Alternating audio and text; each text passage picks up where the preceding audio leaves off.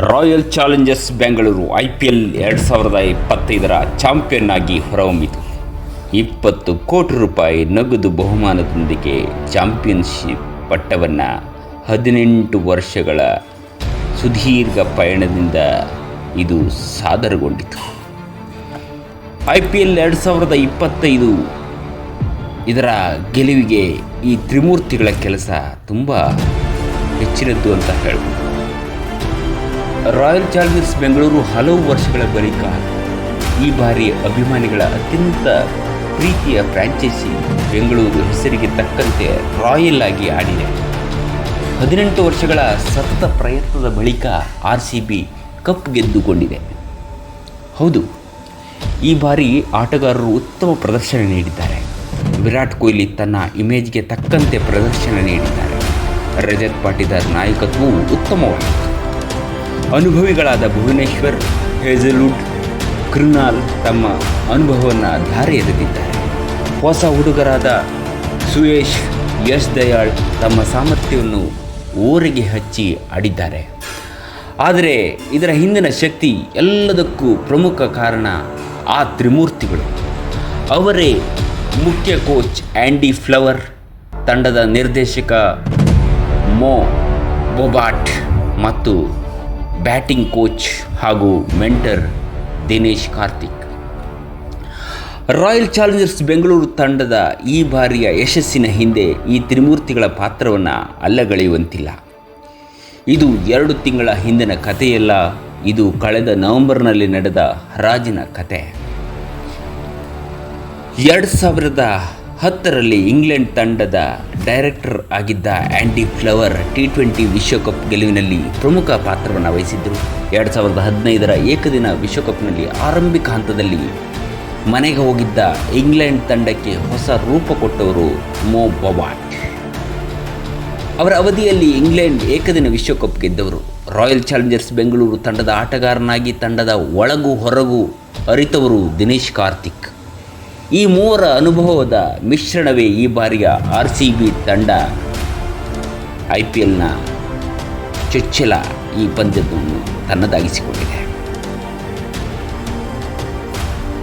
ಈ ಮೂವರು ತಂಡದ ಮೆಗಾ ಹರಾಜಿನ ಕೆಲಸ ಆರಂಭವಾಗಿದ್ದಾಗ IPLನಂತಹ ಮೆಗಾಕೂಟದಲ್ಲಿ ಉತ್ತಮ ಪ್ರದರ್ಶನ ನೀಡಬೇಕಾದರೆ ಹರಾಜಿನಲ್ಲಿ ಗೆಲ್ಲಬೇಕು ಎನ್ನುವ ಸೂಕ್ಷ್ಮ ವಿಚಾರ ಈ ಮೂವರಿಗೆ ಮೊದಲೇ ಅರ್ಥವಾಗಿತ್ತು. ಇದೇ ಕಾರಣಕ್ಕೆ ವಾರಗಟ್ಟಲೆ ಸಭೆಯನ್ನು ಸೇರಿ ದೊಡ್ಡ ಪಟ್ಟಿಯನ್ನೇ ಸಿದ್ಧ ಮಾಡಿದರು.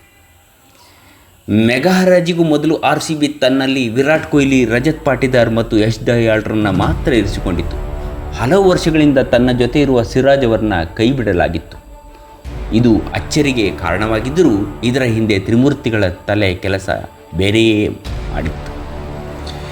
ಈ ಹಿಂದೆ RCB ತಂಡ ನೋಡಿದವರು ಒಂದು ವಿಚಾರ ಗಮನಿಸ್ತಿದ್ರು. ಅದು 2 ಅಥವಾ 3 ದೊಡ್ಡ ಸ್ಟಾರ್ಗಳ ಜೊತೆಗೆ ಉಳಿದ ಹುಡುಗರನ್ನು ಆರಿಸುವ ಪ್ರಕ್ರಿಯೆಯನ್ನು RCB ಪಾಲಿಸಿಕೊಂಡು ಬರುತ್ತಿತ್ತು. ಹಲವು ವರ್ಷಗಳ ಕಾಲ ತಂಡವನ್ನು ವಿರಾಟ್ ಕೊಹ್ಲಿ, AB ಡಿವಿಲಿಯರ್ಸ್ ಮತ್ತು ಕ್ರಿಸ್ ಗೇಲ್ನ ಸುತ್ತ ಕಟ್ಟಲಾಗಿತ್ತು. ಈ ಮೂವರ ಮೇಲೆ ಎಲ್ಲವೂ ಅವಲಂಬಿತವಾಗಿತ್ತು.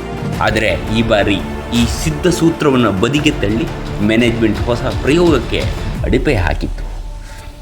ಈ ಬಾರಿಯ ಹರಾಜಿನಲ್ಲಿ ಭಾರತೀಯ ಕ್ರಿಕೆಟ್ನ ದೊಡ್ಡ ಹೆಸರುಗಳಾದ KL ರಾಹುಲ್, ರಿಷಬ್ ಪಂತ್, ಶ್ರೇಯಸ್ ಅಯ್ಯರ್ನ ಹೆಸರಿದ್ದರೂ ಅವರ ಹಿಂದೆ RCB ಬೀಳಲೇ ಇಲ್ಲ. ಈ ತ್ರಿಮೂರ್ತಿಗಳದ್ದು ಪಕ್ಕಾ ಲೆಕ್ಕ. ಕೇವಲ ದೊಡ್ಡ ಹೆಸರು ಆಟಗಾರರನ್ನು ಖರೀದಿಸುವ ಬದಲು ತಂಡದೊಳಗಿನ ಪಾತ್ರಗಳಿಗೆ ಸರಿದು ಹೊಂದುವಂಥ ಕೆಲವು ಆಟಗಾರರನ್ನು RCB ಬಯಸಿದೆ ಎಂಬುದರಲ್ಲಿ ಈ ಹರಾಜಿನಲ್ಲಿ ಸ್ಪಷ್ಟವಾಗಿ ಕಾಣ್ತದೆ.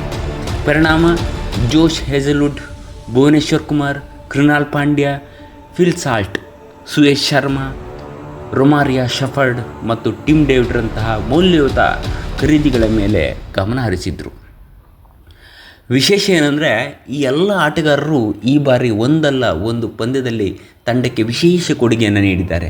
ಬಹುತೇಕರು ಪಂದ್ಯಶ್ರೇಷ್ಠ ಪ್ರಶಸ್ತಿಯನ್ನು ಇರುತ್ತಾರೆ.